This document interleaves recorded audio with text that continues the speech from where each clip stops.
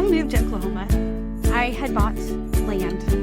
I bought 5 acres of land, and it was, as you can imagine, flat. There's a creek that goes in the back. It's like a winding creek. It's really cool, and there's some mature trees around the creek, and then of course a lot of poison ivy. A lot of poison ivy. We have to take that out every year as we're trying to keep it away. But we didn't have a house, so that's one of the things that I did is I built a house. Now, I myself did not build it, but I hired a builder. And so I wanted to think of emotional intelligence like building a house. There's a process to it. So most leaders are trying to install the beautiful fixtures and paint walls, pick out the paint colors without actually laying a proper foundation or framing. So I knew that, because even when you get really excited about the light fixtures and the paint colors, and I had 10 paint colors, and my builder's like, just wait. And I was like, okay, well, what about fixtures and all of these? Just wait. First thing we need to do is pick the elevation. We need to pick the style, because that will inform several other things.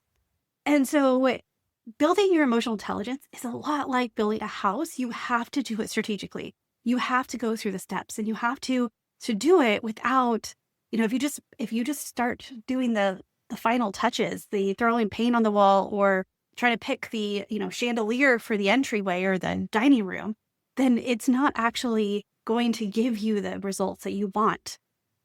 And so I wanted to talk about today, because I have 5 dimensions of emotional intelligence. This is a 5-step system that actually works and is strategically built on each other in order to help you.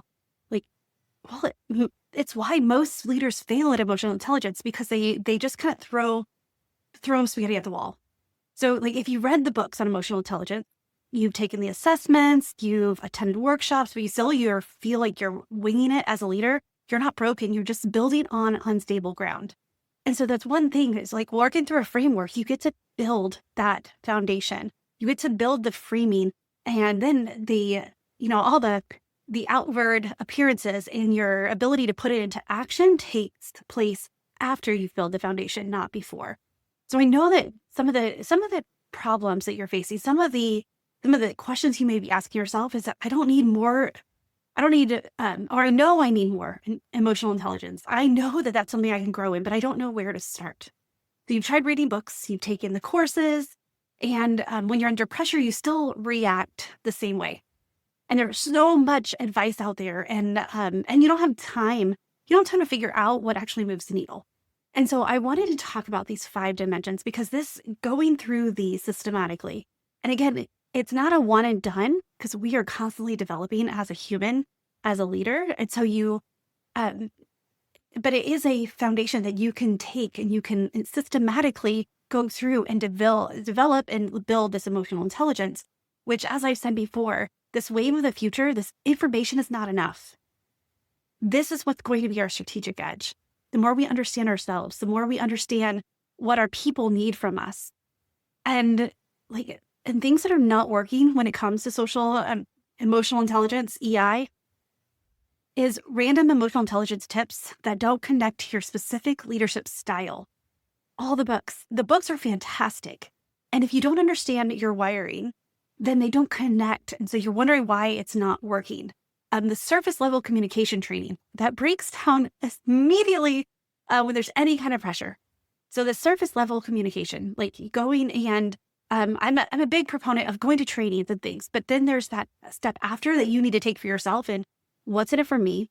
What do I want to implement? What do I take away from this training and use it for myself?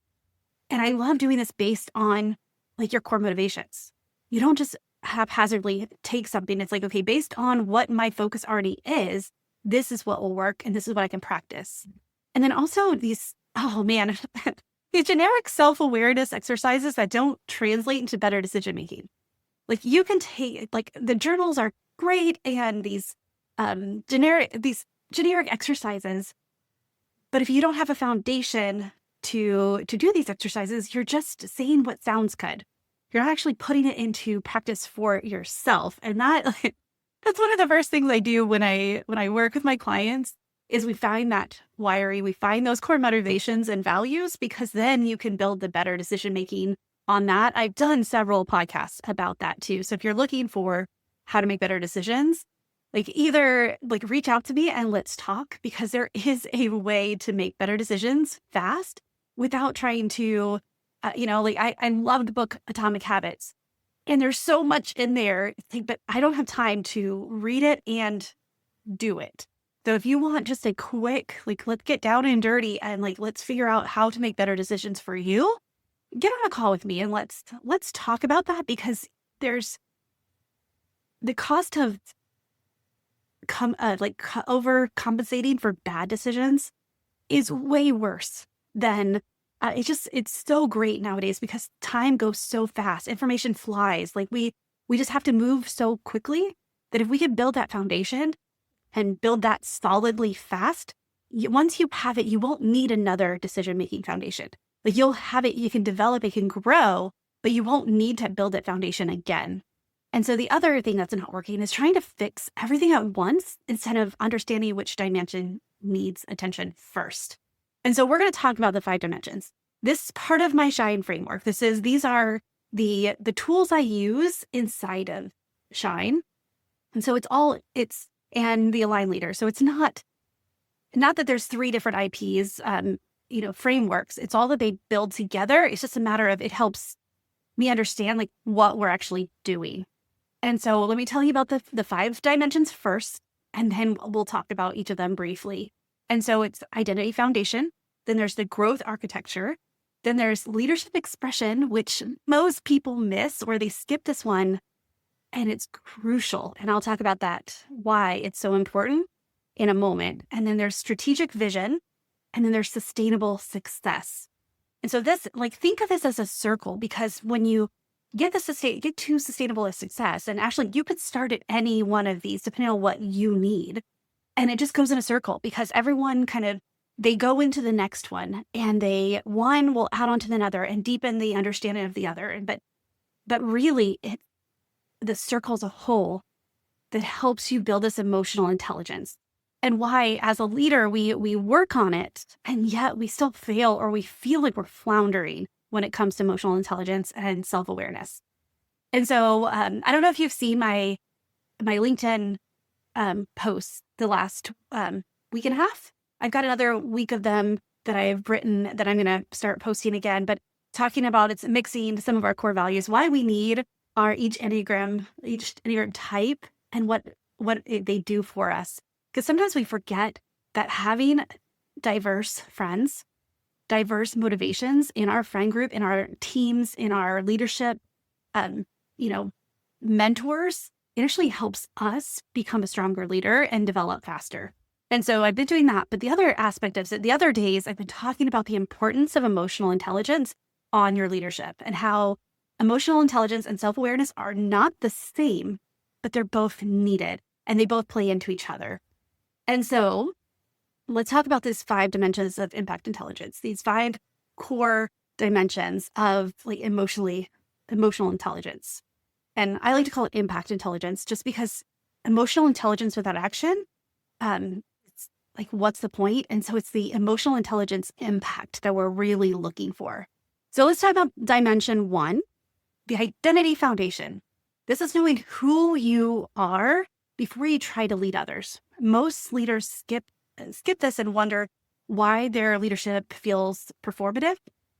And so an example of this would be like a CEO who knows their core values, but makes decisions based on what the board expects, or instead of aligns with who they are. And they wonder why their leadership feels exhausting. So it's not that your decisions need to go against like the board or these expectations, but if you understand and you align your core values with it, the decisions are going to feel more aligned and easier. And you're also going to be able to explain why behind it, behind the why behind the why of what you're doing, to get them on board and get their buy-in, whether it's your teammate or whether it's, the people who work with you, people who you work for, people you answer to, your clients. when you have an identity foundation that's really strong, people will follow you simply because they want to be part of something. And so the next is the growth architect. So this is how you handle what triggers you and what energizes you. A lot of times we don't sit down and really like dive into what specifically triggers us. And then also as a leader, as a parent, as a spouse, as a friend, all the things, it's important that we understand what energizes us. And I've talked in other podcasts about the energy list, that how it even changes during the different seasons. And so it's something that you want to, when you discover that something that used to energize you now drains you, you want to make sure you are aware of that. And so leaders who master this don't get knocked off course by pressure. So an example of this would be, an executive who gets triggered every time someone questions their strategy in meetings. So someone always questions them, but instead of getting defensive, they learn to pause and ask, okay, what am I protecting here? And then that shifts the entire dynamic. That shifts the understanding, okay, why is this so important to me? So number 3. So this is the one that most leaders skip or don't intentionally develop. And this is where your internal clarity, so internal things, becomes your external influence. It's not just what you say, but how your presence shows up. And most leaders focus on the other dimensions, and haphazardly, but don't develop this one. And so an example of this is, here's what most leaders miss is you can know your values, you can manage your triggers, and you can have a clear vision. But if you can't translate into how you show up in the room, none of it matters. This is about your presence, your communication patterns, and how you set boundaries. And so when I work with leaders on this, we actually talk about the importance of understanding your communication pattern and what boundaries do you need to set, good and protective ones, ones that allow for your people to be part of it, the decisions, and then also just those protective ones that are, okay, this is my non-negotiables. So think about it here. No, you know that leader who seems scattered even when they're organized, or the one who says all the right things but still feels off. Maybe that's you.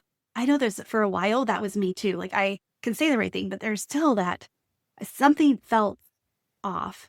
And they developed the other dimensions. But they never learned how their internal clarity translate into external influence. A leader I worked with could articulate their vision perfectly. They knew what their vision was in private. They could, in the course of the session, but it became a completely different person in board meetings. The way they showed up in board meetings did not reflect what we had been developing. And so this is where we dove into this leadership expression. So that way they were the same person. I just came back from Finland and 11-hour flight. And so I watched a lot of movies, and there was one, it was Meryl Streep and Tom Hanks. It was The Post. And it was talking about, it was talking about the news and whether the documents about Vietnam, whether they should be not leaked, but if they should be printed or not. But one of the things that I noticed is Meryl Streep, who is an incredibly confident person, when she was talking with her confidants, with her people, and they were, I think was it the Washington Post? I think it was the Washington Post. Don't quote me if I'm wrong, because again, many, many hours on the plane and many, many time zones. So I'm still catching up. But with that she was very confident, and she memorized the numbers, and here's the stats and the data. And then, because they were about to go public. And so she was, talking to potential investors, to get them on board. And all of that strength and that resolve that she had when she met with them, she saw it on her notes and she couldn't express it. So that's what I'm talking about, is in deep inside that it's there. You just don't know how to get it out. And so leaders assume that if they know themselves well enough, their leadership would automatically improve. Again, you can practice and practice and practice until you start taking actions. But there's a translation layer that most people never develop. And it's the difference between being self-aware and being strategically expressive with that awareness. It's putting your self-awareness into practice and translating it into actions, not just like deep inside your heart. So that's why that leadership expression is such an important dimension. And if you're not actively working on it, you're missing a big part of your genius there. And so dimension four, here we go, 2 more. Strategic vision. This is about leading from your calling, not just your calendar. The leaders with this dimension don't just manage, they inspire, they motivate, they are able to get their people on board, because not only have you worked out your vision, but you can express it and you can get other people's buy-in as well. And so here's an example of like a director works like 60-hour weeks, hitting every metric, but feels like they're not making the impact they were called to make. They're managing the task instead of leading from a deeper purpose. So with this strategic vision, it is, this is when you discover your purpose and your vision for yourself, for your work, for your family. You go through a process that like really get clear on all the things you know about yourself. Why are you here? Why is it important? And how do you lead from a deeper purpose? And I'm telling you, when you have this, your leadership can definitely, it feels lighter because you have the foundation and you know where you're going. You may not know exactly how you're going to get there. But again, that's where your people come in. If they can get on board and buy into the vision, then a lot of times their ideas and their the things that they bring help elevate and like deepen that. And so in the 5th dimension is sustainable success. So this is a framework that keeps it all working when life gets complex. So without this, everything you've built crumbles under real world pressure. There we go.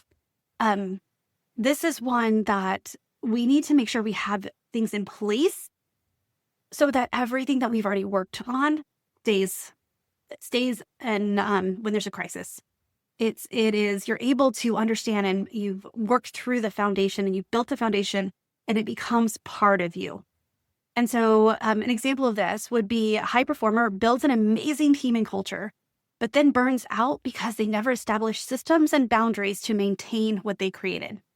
So you burn out because you're just go, go, go, and realize that systems and processes and habits are actually the key to really good emotional intelligence. So they built it, but they couldn't sustain it because they didn't have those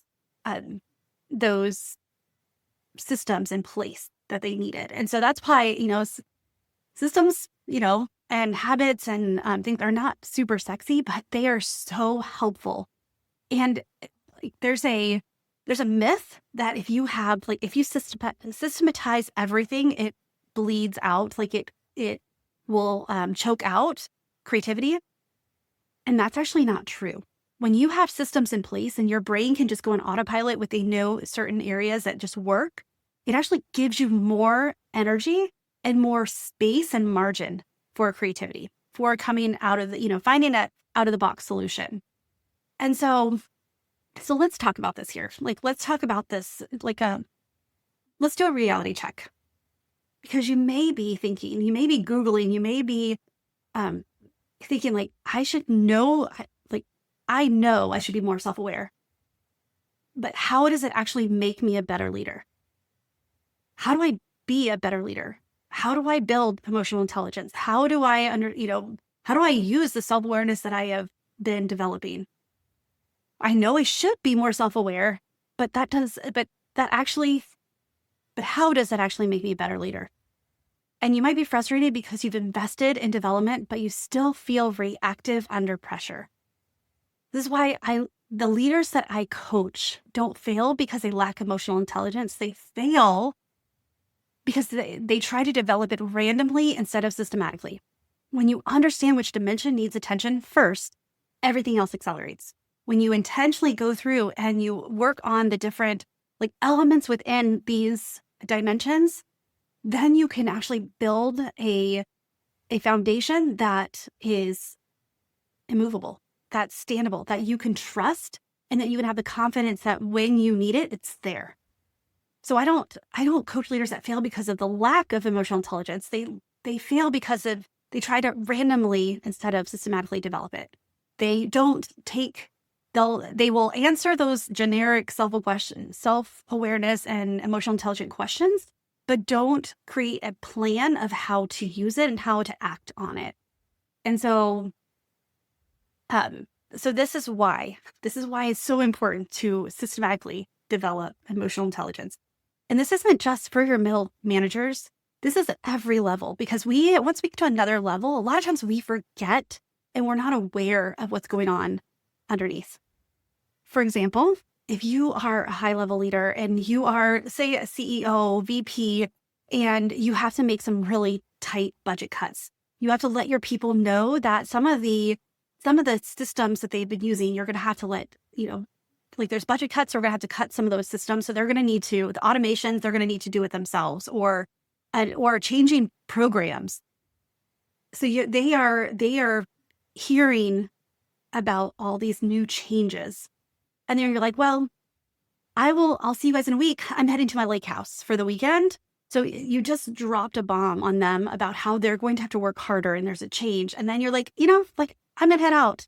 I'm going to go and do, and we all know leaders. We all know leaders like this. We all are. And it's not bad that you have a lake house or that your leader has a lake house. It's that awareness of that was not the right thing to say. I'd be like, hey, I'm going to do budget cuts. I'm going to take some tools away from you, but I'm going to go and I'm working on my new boat. Like, that's what I'm talking about. And so when you can see yourself with strategic clarity, and here's that Shine connection, here's that how it works, is you can't without the 5 dimensions. So this is why they're part of it. So most leaders think the self-awareness is just knowing their personality type or strength, but strategic clarity requires understanding of your identity foundation, your growth patterns, your leadership expression, your vision, and sustainable systems that make it together, all work together. So if you're leading a team and feeling like your emotional intelligence doesn't show up when you need it most, you're not lacking capability. You're lacking the systematic approach. And this is something that I can help you with. It's the roadmap that turns self-awareness into effective leadership, or leadership effectiveness, however you want to say it. And so are you ready? If you're ready to stop guessing about your leadership development and start building it systematically, building it faster, building it with more intention, and it's actually a lot easier, because if you know what works, all the other generic junk, you can just strip away. And so let's identify which of the 5 dimensions you need to start with first.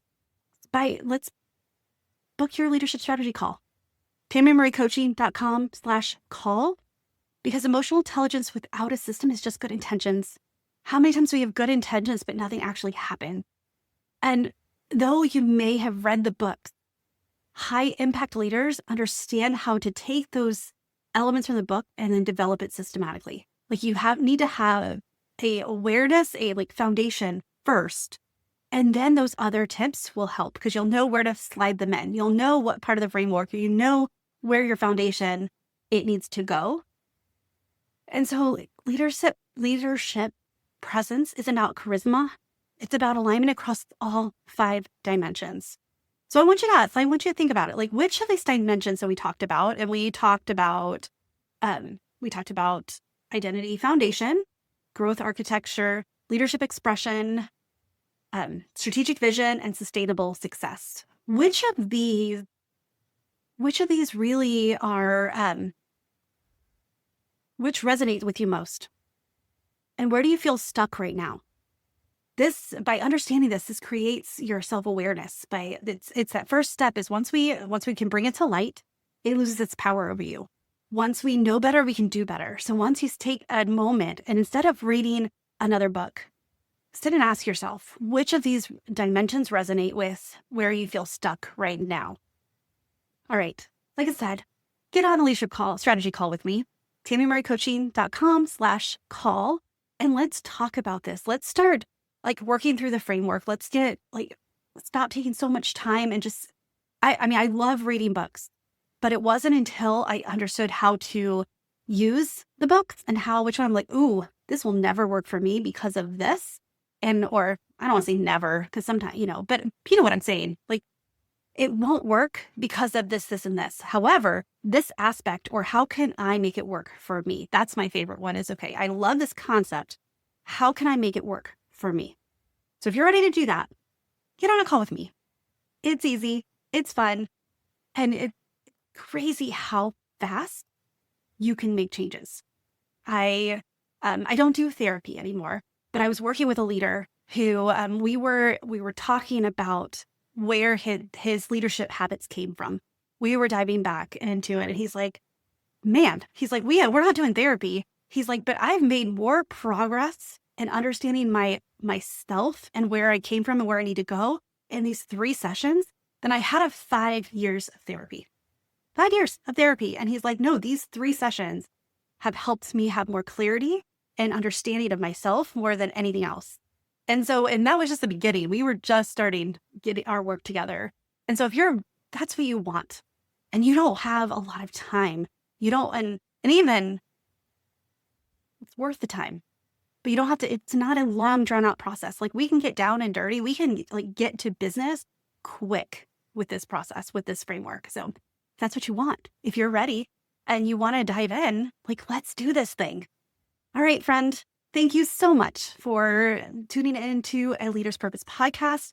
If you know a leader who wants to grow their self-awareness and emotional intelligence, they want to understand their core motivations and core values and their unique wiring, their inner driving forces, and they want to start building sustainable systems, share this podcast with them. Have them reach out to me and let's chat. But that would be really helpful for me. If you know of somebody who could benefit from this, it'd be really helpful for them too, because we want to grow. You wouldn't be here. You wouldn't be listening. You wouldn't be a leader if you were just wanting to stay one note. So with that, friend, choose joy until joy chooses you. If you have not left me a rate and review for the podcast, please consider doing this. It takes 30 seconds and it helps me understand what's resonating as well as other people find the podcast. All right, with that, bye.